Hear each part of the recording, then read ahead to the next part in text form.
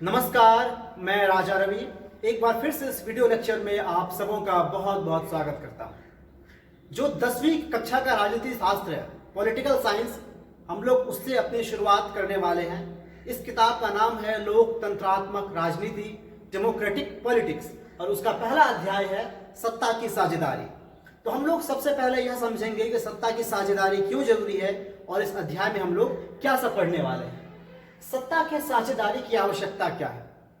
सत्ता माने पावर, सत्ता माने किसी देश को चलाने की शक्ति, किसी देश को चलाने की जिम्मेदारी, और साझेदारी मतलब उसको विभिन्न लोगों में या फिर विभिन्न समूहों में बांटना, शेयर करना। यानी कि देश को चलाने की बात आती है, देश को चलाने की जो शक्तियां होती है, किसी देश को चलाने की जो जिम्मेदारी होती है, उससे अलग अलग लोगों के बीच बांटने की क्या आवश्यकता है, इसको हम लोग पढ़ने वाले हैं। इसके पहले भी क्लास 9th में आप सबों ने अगर ध्यान दिया हो तो उसमें हम लोग एक चीज पढ़े थे, वह था सत्ता का विकेंद्रीकरण, जिसके तहत कि भारत देश की सत्ता विधायिका, कार्यपालिका और न्यायपालिका में अलग अलग बांट दी गई है। यहाँ पर विधायिका का काम है कि वह कानून बनाए, कार्यपालिका का काम है कि वह उस कानून को पूरे देश में सही तरीके से लागू करवाए, और न्यायपालिका का काम है कि वह इन सारे कानूनों की रक्षा करे। यानी कि यदि कोई कानून तोड़ता है तो उसको उचित दंड दिया जाए, उसके साथ सही न्याय किया जाए। तो जैसा कि हम सब जानते हैं कि कोई भी यदि देश हो, कोई भी समाज हो, कोई भी राज्य हो, यदि उसकी सारी शक्तियां, यदि उसकी सारी जिम्मेदारी किसी एक इंसान के हाथ में दे दी जाए, यदि यह सारी शक्तियां किसी खास लोगों के ग्रुप को, किसी खास लोगों के समूह को दे दी जाए, तो वो लोग मनमानी करने लगेंगे और ऐसे में वह राज्य या फिर वह देश सही तरीके से नहीं चल सकता। इस अध्याय में हम लोग यह भी देखेंगे दो उदाहरणों के साथ कि सत्ता के बंटवारे की मांग कैसे हुई और उसके नतीजे क्या निकलकर हमारे सामने आए। उसमें हम लोग बेल्जियम और श्रीलंका का उदाहरण लेंगे कि यहाँ पर जब सत्ता के बंटवारे की मांग की गई, यानी कि वहाँ के लोगों की मांग थी कि जो सत्ता है, जो देश चलाने की शक्ति है, जो देश चलाने की जिम्मेदारी है, वह सभी समूह में, सभी तरह के लोगों में बटे, और आखिरकार वहां पर कैसे हालात बने, इसका क्या परिणाम हुआ। ऐसे दो उदाहरण इस पूरे अध्याय में हम लोग देखने वाले हैं, एक बेल्जियम का और एक श्रीलंका का। और इसके अलावा इस अध्याय के अंत तक हम लोग यह भी देखेंगे कि जो सत्ता की साझेदारी होती है, इसके अलग अलग फॉर्मेट, अलग अलग रूप क्या हो सकते हैं। हम लोग इस पाठ में पहला उदाहरण, पहला एग्जाम्पल लेंगे बेल्जियम का, और यह जानने की कोशिश करेंगे कि सत्ता के साझेदारी की आवश्यकता क्यों पड़ी और आखिरकार इसका समाधान कैसे किया गया। यदि हम बेल्जियम की बात करते हैं तो इसका क्षेत्रफल हमारे हरियाणा से भी कम ही है, और जब बात यहाँ की जनसंख्या की करते हैं तो 1 करोड़ से कुछ ज़्यादा वहाँ की जनसंख्या है। अब यह समझना बहुत जरूरी है कि वहाँ पर सामुदायिक संरचना कैसी थी, यानी कि वहाँ जो विभिन्न समुदाय रह रहे थे उसका जनसंख्या प्रतिशत क्या था और वे किन किन क्षेत्रों में रहते थे। जैसा कि आप अपने स्क्रीन पर देख सकते हैं, जो फ्लेमिश डच भाषी थे वो करीबन 59% थे। जो ऊपर का हिस्सा आप लोग इस पूरे नक्शे में देख रहे हैं, जो पीले रंग में है, वह फ्लेमिश इलाका है, और उसमें मुख्य रूप से डच बोलने वाले होते थे, जिनकी आबादी 59% यानी कि 59% थी। उसके बाद जब निचले हिस्से की बात हम करते हैं, जो कि लाल रंग में है, उस क्षेत्र का नाम था वेलोन, और वहां पर मुख्य रूप से फ्रेंच भाषी रहते थे, जिनकी जनसंख्या 40% थी, यानी कि 40%। और जब बात हम जर्मन भाषी लोगों की करते हैं, इस नक्शे में सबसे पूरब की तरफ जब आप लोग देखें तो लाल और नीले रंग के स्ट्राइक से एक चिन्ह दिखाया गया है, और वो जर्मन भाषी लोगों का है, जिनकी जनसंख्या सिर्फ और सिर्फ 1% थी। अब जो वो पीला हिस्सा है फ्लेमिश का, उसके बीच में यदि आप ध्यान दें तो ऑरेंज रंग का, नारंगी रंग का एक छोटा सा हिस्सा है, जिसका नाम ब्रुसेल्स था। ब्रुसेल्स राजधानी क्षेत्र है, जहां पर कि फ्रेंच भाषी लोग अधिक जनसंख्या में है और डच भाषी लोगों की संख्या कम है। वहां पर 80% लोग जो हैं वो फ्रेंच भाषी हैं, और सिर्फ 20% लोग जो है वो डच भाषी हैं। यानी कि यदि हम पूरे बेल्जियम की बात करें तो यहाँ पर जो फ्लेमिश इलाका है वहां पर डच भाषी लोग ज्यादा हैं, और जो वेलोन है वहां पर फ्रेंच भाषी लोग कम है। लेकिन यदि हम राजधानी क्षेत्र की बात करें तो यहाँ पर ठीक उल्टा है, यानी कि फ्रेंच भाषी ज्यादा है, कुल 80%, और डच भाषी काफी कम है, यानी कि सिर्फ 20%। अब यह जानना बहुत जरूरी है कि इन लोगों के बीच में टकराव क्यों हुआ। 1950 और 1960 के दशक में फ्रेंच और डच भाषी लोगों में तनाव बढ़ता चला गया। यदि हम इसकी वजह जानना चाहें, इसका कारण जानना चाहें, तो इसका कारण मुख्य रूप से यह था कि कि अल्पसंख्यक फ्रेंच लोग जो थे, जो फ्रेंच भाषी लोग थे, वो इस पूरे बेल्जियम में अल्पसंख्यक थे, यानी कि उसकी जनसंख्या कम थी, लेकिन इसके बावजूद फ्रेंच भाषी लोग काफी ज्यादा समृद्ध थे। तो इसकी वजह से जो लोग जर्मन बोलने वाले थे, जो लोग काफी बाद में समृद्ध हुए, जिनके पास धन संपत्ति काफी बाद में आई, वो लोग काफी ईर्ष्या और द्वेष भरी नजरों से फ्रेंच वाले लोगों को देखने लग गए थे कि फ्रेंच वाले लोग इतने कम हैं, फिर भी इतने ज्यादा समृद्ध, इतने ज्यादा अमीर, इतने ज्यादा संपत्तिवान कैसे हैं। और यही वजह रही थी कि 1950 और 1960 के दशक में फ्रेंच और डच भाषी लोगों में तनाव जो था, उनके बीच का टकराव जो था, वह बढ़ता चला गया और अंततः ऐसा भी समय आया जब राजधानी ब्रुसेल्स में टकराव काफी ज्यादा बढ़ गया। बेल्जियम में टकराव की बुरी स्थिति बनती जा रही थी और इससे बेल्जियम ने कैसे निपटा, यह जानना बहुत दिलचस्प है। और या फिर यूं कह लीजिए कि यह पूरे विश्व के लिए एक सफल मॉडल बना और एक बहुत पॉजिटिव, बहुत सकारात्मक संदेश यहाँ से पूरे विश्व के लिए निकल कर गया। बेल्जियम ने काफी अच्छी समझदारी दिखाई, क्योंकि वहां पर तनाव का मुख्य वजह यही था कि डच भाषी लोग खुद को फ्रेंच भाषी से अलग समझ रहे थे और फ्रेंच भाषी लोग खुद को डच भाषी से अलग समझ रहे थे और आपस में लड़ते जा रहे थे। तो इसका एक ही उपाय था, इसका एक ही समाधान था कि जो सत्ता है उसमें ऐसे दोनों लोगों को बराबर प्रतिनिधित्व मिले, यानी कि इन दोनों समूहों की बात सुनी जाए, इन दोनों समूहों की बात वहां रखी जाए। और इसी वजह से 1970 से 93 के बीच संविधान में 4 संशोधन किए गए। जो सांस्कृतिक विविधता थी उसको उन लोगों ने स्वीकार किया। सांस्कृतिक विविधता यानी कि यहाँ पर अलग अलग संस्कृति के, अलग अलग तरह के, अलग अलग भाषा बोलने वाले लोग रह रहे हैं। तो कहीं ना कहीं यह देश का कर्तव्य बनता है, कहीं ना कहीं यह देश की सुरक्षा के लिए, देश की शांति के लिए बहुत जरूरी है कि हम ऐसे सभी लोगों को मिलाकर चलें। और यही वजह थी कि 1970 से लेकर के 1993 के बीच संविधान में 4 बार बदलाव किए गए, 4 संशोधन किए गए, जिससे कि डच भाषी और फ्रेंच भाषी दोनों तरह के लोगों को लगे कि हाँ, यह देश उनका है और संविधान में उनकी बात सुनी जा रही है और रखी जा रही है। तो हम लोग बात कर रहे थे बेल्जियम मॉडल की। अगर हम बेल्जियम मॉडल को सही तरीके से समझने की कोशिश करें तो हमारे सामने मुख्य रूप से 4 पॉइंट्स निकलकर सामने आते हैं। जो बेल्जियम मॉडल की मुख्य 4 विशेषताएं हैं उसको हम लोग एक एक करके समझेंगे और उसको सीखने का प्रयास करेंगे। जो पहली विशेषता है वह ये कि दोनों समुदायों से मंत्रियों की संख्या बराबर। बेल्जियम में मुख्य रूप से 2 समुदाय थे, एक समुदाय फ्रेंच बोलने वाला, दूसरा समुदाय डच बोलने वाला। तो ऐसे प्रारूप बनाए गए संविधान के, ऐसा नियम बनाया गया कि जो मंत्रिमंडल था उसमें जितनी संख्या फ्रेंच बोलने वाले मंत्रियों की होगी उतनी ही संख्या डच बोलने वाले मंत्रियों की भी होगी। यानी कि डच भाषी और फ्रेंच भाषी मंत्री बिल्कुल बराबर संख्या में बेल्जियम में थे। इसके अलावा एक और प्रावधान जो उसी के अंतर्गत था वह ये कि विशेष कानून बनाने के लिए दोनों समूहों से सांसदों का बहुमत, यानी ये कुछ ऐसे विशेष कानून थे जिनको पारित करने के लिए पूर्ण सदन का बहुमत तो चाहिए ही चाहिए, साथ ही साथ फ्रेंच लोगों का भी बहुमत चाहिए और डच भाषियों का भी बहुमत चाहिए। इससे सबसे बड़ा फायदा ये हुआ कि कोई भी एक पक्ष, चाहे वह डच का हो चाहे वह फ्रेंच का हो, एक तरफा फैसला नहीं ले सकता था। यदि हम दूसरे पॉइंट की बात करें तो वह है क्षेत्रीय सरकारों को केंद्र सरकार की कई शक्तियां।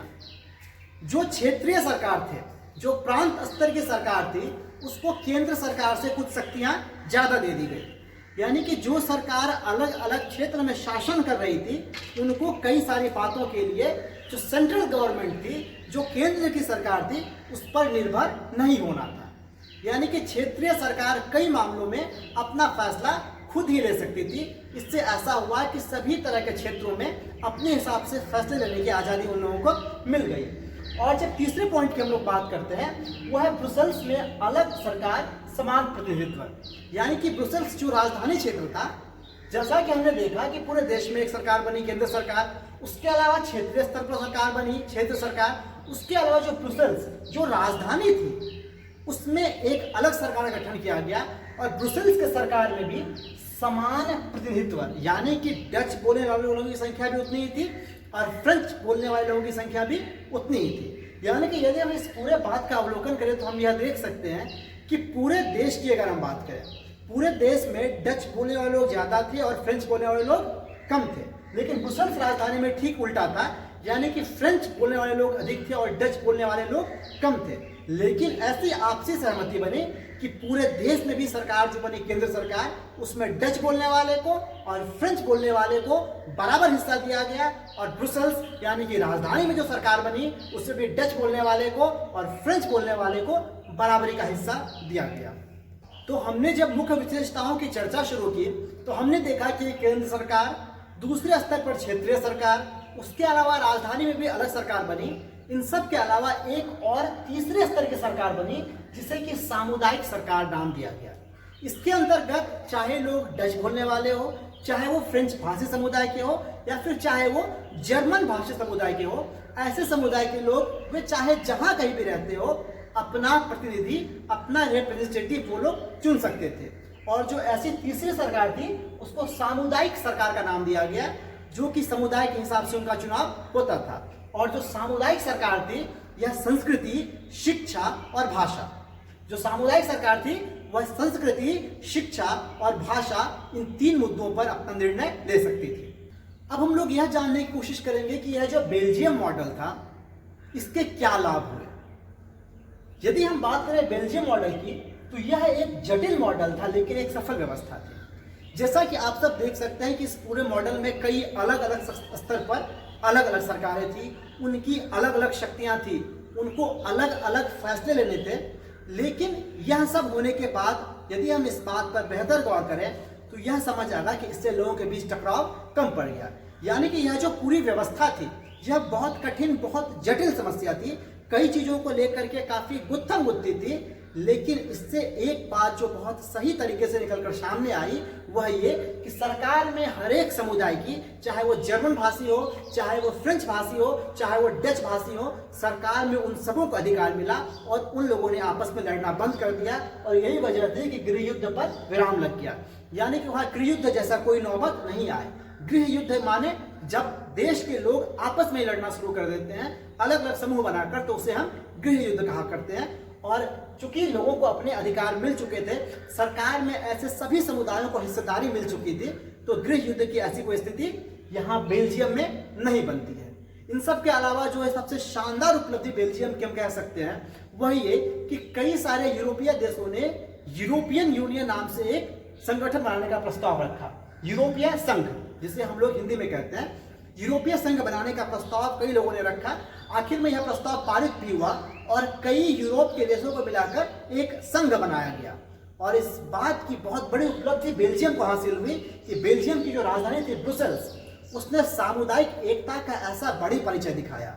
यह पूरा बेल्जियम मॉडल पूरे विश्व के सामने अपनी एकता को लेकर के, अपने सामंजस्य, अपनी समझदारी को लेकर के इतना सफल मॉडल बना कि यूरोप के जो देशों ने अपना संघ बनाना चाहे उस यूरोपीय संघ का मुख्यालय बेल्जियम की राजधानी ब्रुसेल्स को बनाया गया।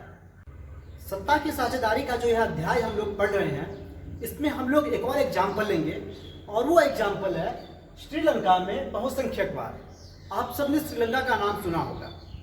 बहुसंख्यकवाद माने एक ऐसी स्थिति, शासन की एक ऐसी पद्धति जिसमें जो लोग अधिक संख्या में हैं वो लोग अपने तरीके से पूरे देश के शासन को चलाने लग जाते हैं और जिन लोगों की जनसंख्या कम है उसकी बात को नहीं माना जाता है, उनके हितों की अवहेलना कर दी जाती है। मतलब इस बात को आप कुछ ऐसे समझ लीजिए कि जिस किसी विशेष समूह के, जिस किसी विशेष जाति के लोग ज्यादा हैं वो कम आबादी वाले जाति पर अपना शासन चलाते हैं, उसे अपने अंदर रखने की कोशिश करते हैं। हम लोग श्रीलंका में यह सब समझने के पहले वहां की सामुदायिक परिस्थिति को समझेंगे। हम लोग यह जानेंगे कि वहां पर कैसे लोग थे, किन किन समुदाय के लोग थे और जनसंख्या के हिसाब से उनका प्रतिशत क्या था। श्रीलंका की जनसंख्या लगभग 2 करोड़ है। अगर हम बात करें सिंघली भाषी लोगों की तो सिंघली लोग श्रीलंका में सबसे अधिक जनसंख्या में है। उनकी आबादी पूरे 74% है, 74%। और इन सब में से अधिकतर लोग बौद्ध हैं। इसके बाद नंबर आता है तमिल भाषी लोगों का। जो तमिल लोग हैं वो श्रीलंका में 18% है, 18%, जिसमें कि श्रीलंकाई तमिल 13% है और भारतीय तमिल 5% है। यानी कि श्रीलंकाई तमिल जो वहां के मूल तमिल थे और भारतीय तमिल वैसे तमिल जो कि भारत से बाद में श्रीलंका गए थे। तो तमिल भाषी लोग टोटल 18% है, जिसमें कि श्रीलंकाई 13% और भारतीय 5%। इसमें से कुछ लोग हिंदू थे और कुछ लोग मुसलमान। इन सब के अलावा कुछ ईसाई लोग भी थे जिनकी जनसंख्या 7% है और ये लोग तमिल और सिंघली दोनों भाषा बोलते थे। तो मोटे तौर पर हम लोग इससे देखकर जो वहाँ की सामुदायिक संरचना थी, वहाँ किन किन समुदाय के लोग रहते थे, इसका एक आकलन हम लोग कर सकते हैं। इन सब के अलावा आप लोग अपनी स्क्रीन पर एक नक्शा देख पा रहे हैं। इस नक्शे में जो पीला हिस्सा है वह सिंगली बोलने वाले लोगों का है, जो सिंगली समुदाय है उसका है। आप लोग देख सकते हैं कि इस समुदाय का वर्चस्व सबसे ज्यादा है। उसके बाद जो लाल रंग है वह तमिल का है, श्रीलंकाई तमिल का, वैसे तमिल जो श्रीलंका के मूल निवासी थे। उसके बाद जो गहरा भूरा रंग का हिस्सा है वो भारतीय तमिल का है, यानी कि वैसे तमिल जो भारत से श्रीलंका गए। और उसके बाद आप लोग कुछ गोल पैचेज, छोटे छोटे सर्कल्स देख रहे होंगे। जो पीला भूरा रंग का स्ट्राइक जिसके ऊपर है वो मुसलमान की आबादी को दर्शाता है, जो कि पूरे मानचित्र पर कहीं कहीं है और उसकी जनसंख्या बहुत कम ही है। अब इसके बाद हम समझेंगे कि श्रीलंका के घटनाक्रम कैसे आगे बढ़े, यानी कि श्रीलंका में एक के बाद एक कौन कौन सी घटनाएं हुई थी।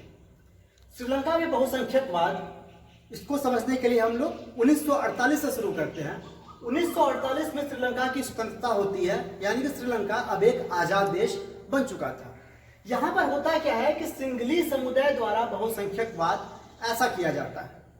अगर इसका मतलब समझने की हम लोग कोशिश करें तो हमें एक बार फिर से श्रीलंका के समुदायों की संरचना समझनी होगी। जैसा कि मैंने इसके पहले भी कहा कि जो सिंगली समुदाय थे वो श्रीलंका में काफी अधिक जनसंख्या में थे, और जो लोग तमिल समुदाय से थे वो लोग काफी कम संख्या में थे। तो बहुसंख्यकवाद का मतलब जैसा मैंने इसके पहले भी बतलाया कि जो लोग अधिक संख्या में होते हैं, जैसे कि यहाँ पर सिंगली समुदाय था, जो लोग कम संख्या में थे यानी कि जो तमिल लोग थे, तो सिंगली लोगों ने तमिल लोगों के अधिकारों को अनदेखा करना शुरू कर दिया। यानी कि सिंगली लोग अपने हिसाब से और अपने स्वार्थ की पूर्ति के लिए, अपने हित के हिसाब से, अपने भलाई के हिसाब से सरकार चलाने लगे और अपने हिसाब से ही कानून बनाने लगे, और इसी को हम लोग सिंगली समुदाय द्वारा बहुसंख्यकवाद कहते हैं। इसके अंतर्गत क्या किया गया, तो 1956 में सिंगली को एकमात्र राजभाषा घोषित किया गया। चूंकि सिंगली समुदाय मेजोरिटी में थे, बहुसंख्यक थे, तो उन्होंने अपनी भाषा को एकमात्र राजभाषा घोषित कर दिया। और इतना ही नहीं बल्कि विश्वविद्यालय और नौकरी में सिंगली बोलने वाले लोगों को भी प्राथमिकता दी जाने लगी। यानी कि यदि आप सिंगली बोल सकते हैं, आपको सिंगली बोलना आता है, आप सिंगली बोलने वाले समुदाय से हैं, तो आपको नौकरी बहुत आसानी से मिल जाएगी, आपको यूनिवर्सिटी में एडमिशन काफी आसानी से मिल जाएगा। इसके अलावा चूंकि अधिकतर सिंगली लोग बौद्ध धर्म को मानते थे, तो बौद्ध मत को संरक्षण दिया गया और बौद्ध मत को विशेष बढ़ावा भी दिया गया इस पूरे सिंगली समुदाय के द्वारा, क्योंकि उनका एक ही मत था और वह मत था बहुसंख्यकवाद। इसके बाद जानना जरूरी है कि श्रीलंका में आगे घटनाक्रम कैसे चले थे। इससे होता क्या है कि श्रीलंकाई तमिलों में नाराजगी हो जाती है और पार्टी गठन होता है। यानी कि जो श्रीलंका के तमिल थे वो इस बात से बहुत नाराज हो जाते हैं। होना स्वाभाविक भी था, क्योंकि आप यदि कम संख्या में हैं और कहने के लिए देश अगर लोकतंत्र है और आपकी बात लोग नहीं माने, आपको आपके अधिकारों से वंचित कर दे, तो नाराजगी होनी ही थी। ऐसे लोगों ने अपनी अलग पार्टियां भी बनाई और आखिरकार 1980 के दशक में ऐसा हुआ कि उत्तर पूर्वी क्षेत्र में स्वतंत्र तमिल इलम माने सरकार, उसकी मांग होने लग गई थी। यदि आप श्रीलंका के नक्शे को एक बार फिर दोबारा से गौर करें, इसमें आप देखने की कोशिश करेंगे तो उत्तर पूर्वी क्षेत्र जो है, उत्तर पूर्वी क्षेत्र में जो श्रीलंकाई तमिल थे उनकी अधिकता आप लोग देख सकते हैं। तो वे लोग चाहते थे कि जो उत्तर पूर्वी क्षेत्र है वहां पर एक अलग तमिल इलम यानी कि अलग तमिल सरकार वही बना दी जाए, लेकिन ऐसी मांग नहीं मानी जाती है। इन सारे मांगों को मानने से इनकार कर दिया जाता है और आखिरकार श्रीलंका में भीषण टकराव होता है और अंततः गृह युद्ध के हालात बन जाते हैं। यानी कि वहां के जो तमिल भाषी लोग थे और वहां के जो सिंगली समुदाय के लोग थे, इन दोनों गुटों में काफी भीषण टकराव होता है, बहुत ज्यादा हिंसा होती है और दोनों तरफ से हजारों लोग मारे जाते हैं। इस गृहयुद्ध के काफी सारे बुरे परिणाम भी निकलकर सामने आए। कई लोग बेघर हो गए, कई लोगों को श्रीलंका से भागना पड़ा था। और इन सब के बाद जो एक सबसे बड़ी बुराई श्रीलंका के साथ जुड़ गई वह ये कि कई सारे मामलों में श्रीलंका काफी आगे हुआ करता था। अर्थव्यवस्था के लिहाज से, इकोनॉमिक्स के हिसाब से अगर हम बात करें तो श्रीलंका कई मामलों में काफी आगे हुआ करता था, लेकिन इन सब गृह युद्ध की वजह से श्रीलंका इन सब चीजों में भी काफी पीछे जा चुका था। अब तक हमने दो उदाहरण देखे, एक बेल्जियम का और एक श्रीलंका का। दोनों ही जगह दो अलग अलग मुख्य समुदाय के लोग थे, दोनों में टकराव हुआ, लेकिन बेल्जियम ने काफी समझदारी दिखाई और हर तरह के लोगों को सत्ता में हिस्सेदारी दी। यानी कि हर तरह के लोगों के हाथ में सरकार की कुछ न कुछ शक्तियां आई और हर किसी लोगों को लगा कि यह देश उनका है और इस देश को उनको ही चलाना है। लेकिन यदि हम श्रीलंका की बात करें तो यहाँ पर बहुसंख्यकवाद हावी हो गया, यानी कि जिन लोगों की जनसंख्या कम थी, जिस समुदाय के लोग कम थे, उसके हितों की अनदेखी की गई और जो लोग ताकतवर थे, जिन लोगों की संख्या ज़्यादा थी, वो लोग अपने से नीचे के लोगों को, जिनकी जनसंख्या कम थी, वैसे समुदायों को दबाने में लग गए और आखिरकार परिणाम ऐसा निकल कर आता है कि श्रीलंका में बहुत ज़्यादा टकराव होता है।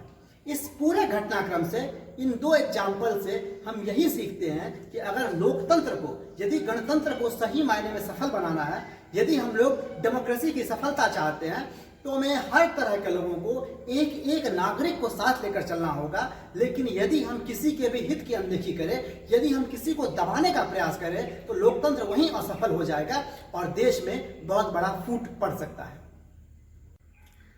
इन सब के बीच इस अध्याय में हम लोग एक बार फिर से यह जानने की कोशिश करेंगे कि सत्ता की साझेदारी क्यों जरूरी है। जैसा कि हमने इस अध्याय के शुरू में भी कई सारे ऐसे उदाहरण, कई सारे ऐसे एग्जाम्पल्स दिए थे, जिससे कि समझ में आता था कि सत्ता को अलग अलग लोगों में, अलग अलग समूहों में बांटा जाना क्यों आवश्यक है। लेकिन फिर भी मुख्य रूप से हमारे सामने दो तरह के तर्क, दो लॉजिक निकल कर सामने आते हैं। सबसे पहला यह कि सामाजिक समुदाय में टकराव की कम संभावना, यानी कि राजनीति की अस्थिरता, यानी कि अगर सत्ता सभी समुदायों में बटी रहेगी तो वो लोग आपस में लड़ेंगे नहीं। इससे क्या होगा कि राजनीति में अस्थिरता बनी रहेगी, यानी कि पॉलिटिक्स में किसी भी तरह का डिस्टर्बेंस नहीं आएगा, लोग देश के राजनीति को डिस्टर्ब नहीं करेंगे। यह एक युक्तिपरक तर्क है। युक्तिपरक तर्क माने एक ऐसा लॉजिक जो कि हम लोग सोच विचार करके अपना लाभ हानि तौल करके बताते हैं। इस हिसाब से सत्ता की साझेदारी एकदम जरूरी है, ताकि यहाँ के जो अलग अलग समुदाय के लोग हो, वो लोग आपस में लड़े नहीं, बल्कि देश के लिए एक साथ मिलकर काम करें। लेकिन इसके अलावा एक और वजह है, वह ये कि सत्ता की साझेदारी ही लोकतंत्र की आत्मा है। यदि हम सत्ता की साझेदारी की बात करें तो यह सच मायनों में लोकतंत्र की आत्मा है। लोकतंत्र से हमारा मतलब क्या होता है कि यह जनता का शासन, जनता अपने लिए शासक चुने और जो पूरा पॉलिटिक्स हो, जो पूरे देश की राजनीति हो, जो पूरे देश का शासन व्यवस्था है, उसमें एक एक इंसान की हिस्सेदारी हो। यानी कि जब तक हम सत्ता को ऐसे सबों के बीच नहीं बांटेंगे, तब तक लोग खुद को लोकतंत्र से जुड़ा हुआ नहीं समझेंगे। यानी कि यह जो सत्ता की साझेदारी है, यह लोकतंत्र की आत्मा है और यह एक नैतिक तर्क है। यानी कि चाहे हम युक्तिपरक तर्क की बात करें, यानी नफा नुकसान लाभ हानि की बात करें, या फिर हम लोग नैतिकता की बात करें, दोनों लिहाज से सत्ता की साझेदारी बहुत ही आवश्यक है, बहुत ही जरूरी है। सत्ता की साझेदारी, हम लोग इस अध्याय के अंतिम पड़ाव पर हैं और हम लोग यह जानने की कोशिश करेंगे कि जब हम सत्ता को बांटने की बात करते हैं, यानी कि जब हम इस बात की बात करते हैं कि हम लोग देश को चलाने वाली शक्तियों को अलग अलग लोगों में, अलग अलग ग्रुप्स में, समूहों में कैसे बांटे, तो इसके क्या क्या फॉर्मेट, क्या क्या रूप हो सकते हैं। यानी कि सत्ता की साझेदारी के अलग अलग रूप कौन कौन से हैं। इसमें सबसे पहला रूप है, वह है क्षैतिज वितरण का, यानी कि हॉरिजॉन्टल डिस्ट्रीब्यूशन। इसके तहत सत्ता का बंटवारा ऐसे होता है कि अलग अलग समूह एक ही स्तर पर है, यानी कि कोई समूह किसी से नीचे नहीं है। हर समूह के पास उतनी ही ताकत है, लेकिन अलग अलग तरह की उनकी जिम्मेदारियां होती है। जैसा कि हम लोग भारत के संदर्भ में इसके पहले भी क्लास 9th में पढ़ चुके हैं कि यहाँ पर जो शक्ति है वह विधायिका, कार्यपालिका और न्यायपालिका के बीच बांट दी गई है। यानी कि विधायिका जिसका काम है कानून बनाना, कार्यपालिका जिसका काम है उस कानून को इम्प्लीमेंट करना, उस कानून को लागू करना, और न्यायपालिका जिसका काम है उस कानून की व्याख्या करना, उस कानून की सुरक्षा करना। यानी कि कोई अगर उस कानून को तोड़ता है तो उसको उचित दंड दिया जाए, उसका उचित तरह से निवारण किया जाए, निराकरण किया जाए। तो हम लोग जब क्षैतिज वितरण की बात करते हैं, हॉरिजॉन्टल डिस्ट्रीब्यूशन की बात करते हैं, तो यहाँ पर जो ताकतें हैं, जो अलग अलग समूह हैं, वह किसी के नीचे नहीं है, बल्कि बराबर ही सबके पास शक्ति रहती है। दूसरा जो हम लोग रूप लेंगे, सेकंड फॉर्मेट है, वह है ऊर्ध्वाधर वितरण का, यानी कि वर्टिकल डिस्ट्रीब्यूशन। इसमें जो सत्ता है, जो सत्ता की शक्तियां हैं, जो देश चलाने की जिम्मेदारियां हैं, वो अलग अलग स्तर पर बढ़ती चली जाती है। जिसका सबसे बड़ा उदाहरण जो अपने देश में देख सकते हैं, जहां पर कि एक केंद्र सरकार होती है, फिर राज्य में प्रांतीय सरकार होती है, जिसको हम लोग की राज्य सरकार भी कहते हैं, और उसके बाद उसके भी नीचे नगर पालिका के स्तर पर चुनाव होता है, ग्राम पंचायत के स्तर पर चुनाव होता है। अब इसमें सबसे बड़ी बात क्या हुई कि जो शक्तियां हैं, जो पूरे देश को चलाने की शक्ति है वो किसी एक समूह के हाथ में नहीं रह गई, बल्कि कुछ शक्तियां केंद्र सरकार के पास है, कुछ शक्तियां राज्य सरकार के पास आ गई और कुछ शक्तियां जो नगर पंचायत है, नगर पालिका है उनके पास, जो ग्राम पंचायत है उनके हाथ में आ गई। तो इससे भी सत्ता सब लोगों के बीच बटी रहती है और लोकतंत्र सही तरीके से चल पाता है। इन सब के बीच एक और तीसरा उदाहरण, जो एक तीसरा फॉर्मेट है, वह है विभिन्न सामाजिक समूहों के बीच वितरण। जैसा कि हम लोगों ने बेल्जियम का उदाहरण लिया, वहां पर अलग अलग भाषा बोलने वाले समुदाय थे, तो उनके बीच भी हम लोग शक्ति को बांट सकते हैं, सत्ता को बांट सकते हैं। ऐसे बंटवारे से क्या होता है कि हर कोई समूह अपने आप को लोकतंत्र में भागीदार मानता है। हर कोई यह समझता है कि सत्ता में हमारी भी हिस्सेदारी है, सत्ता को हम भी चला रहे हैं। तो वे लोग आपस में सामंजस्य बना करके एक साथ एक रूप से देश को आगे बढ़ाते हैं। और जो चौथा रूप हमारे पास है सत्ता की साझेदारी का, वो है चुनाव का विकल्प। यानी कि किसी भी देश में चुनाव का विकल्प कभी भी खत्म नहीं होना चाहिए, क्योंकि अगर चुनाव का विकल्प खत्म हो जाए तो लोकतंत्र समझिए कि खत्म हो गया। चुनाव का विकल्प होने का क्या मतलब हुआ कि लोगों के पास हमेशा इस बात का ऑप्शन हो कि वो अलग अलग पार्टी में से किसी एक पार्टी को चुन सके। जैसे कि यहाँ पर इलेक्शन होता है, कई बार ऐसा होता है कि किसी पार्टी ने अच्छा काम नहीं किया, तो हम लोग क्या करते हैं, हम लोग उस पार्टी को वोट नहीं देते और नई पार्टी को सत्ता में ले आते हैं। जब कोई पार्टी अच्छा काम करती है हम लोग दोबारा उसी को वोट देते हैं, और जब वो पार्टी फिर काम करना खराब कर देती है उसको सत्ता से बाहर कर देते हैं। यानी कि इससे क्या हुआ कि हमारे हाथ में अंतिम शक्ति है, हमारे हाथ में किसी पार्टी को पावर में लाने की पूरी शक्ति है, और जो पार्टी सही से काम नहीं करे उसको हम लोग बाहर कर सकते हैं। इसका सबसे बड़ा फायदा ये होता है कि सत्ता किसी एक इंसान के हाथ में नहीं रहता है। जो सही है उसको सत्ता मिलती है, जो गलत है उसको सत्ता निकल जाती है। तो इस प्रकार इस पूरे अध्याय में हमने देखा कि सत्ता की साझेदारी क्यों आवश्यक है, सत्ता की साझेदारी की आवश्यकता क्यों पड़ी।